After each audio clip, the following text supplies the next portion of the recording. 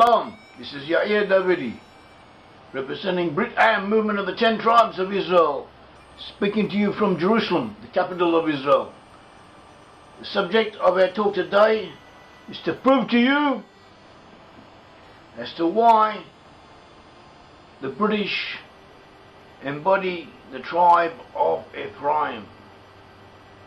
Joseph had two sons.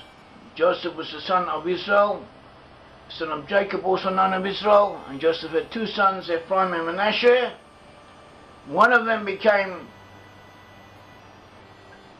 Manasseh became the USA, and we have proven this in previous talks. And now we are about to discuss Ephraim and why Ephraim is Britain, or why the British are Ephraim. And this talk may be considered a continuation of our previous talks about Manasseh. We are going to go through seven major points that prove the case concerning the British and Ephraim. These points are that the blessing of Ephraim was to precede that of Manasseh. In the point of time, Manasseh was to receive his blessing after Ephraim. Therefore, if we have both Britain and the offshoots of Britain, Australia, Canada, New Zealand, and so on one hand, and the USA on the other, and prophecy indicates that Ephraim and Manasseh will be separate entities, and we have proven elsewhere that the whole of the inhabitants of the British Isles descend from Joseph, descend from Israelites, and they're primarily from the tribes of Israel, Ephraim and Manasseh. So we are safe in assuming already, just based on that factor alone, that one of them is Ephraim and the other Manasseh.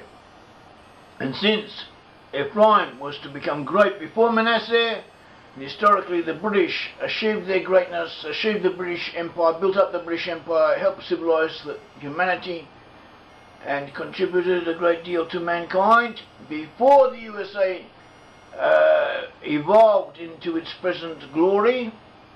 So therefore, on that point alone, we may say that Ephraim is represented by the Britain and the British Empire and the offshoots of Britain.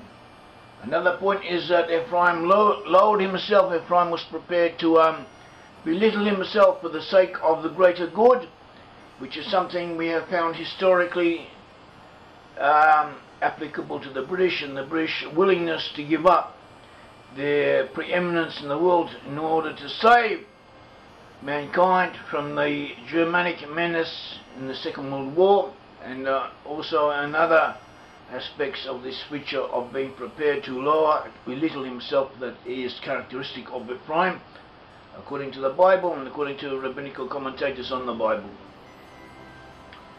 We also find that Ephraim was to rule over other nations, to rule over them and to bring them into being.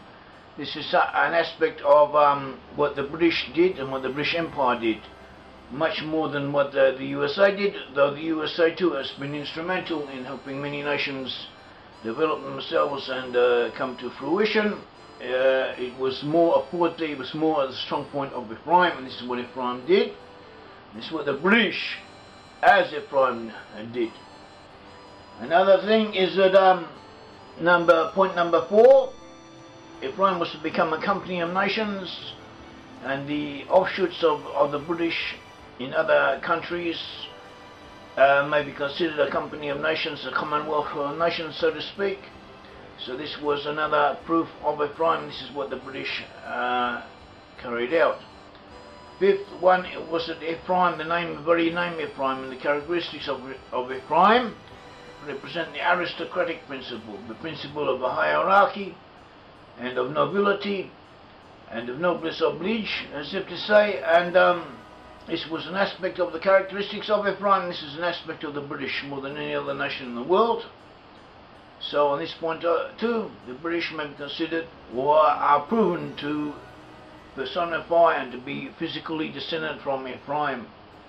Also Ephraim, point number 6, Ephraim is named after a bull. Ephraim is the bull car. The symbol of Ephraim was a bull, and Britain is known as John Bull, and the name England comes from Agel land, Angel land, meaning the land of the bull calf. And there are other characteristics of the bull that are characteristic or applicable to the British, especially to the English. And this was identifying characteristic of Ephraim, of the tribe of Ephraim. And the seventh point is that Ephraim was to be closer to Joseph in his characteristics and in his attributes.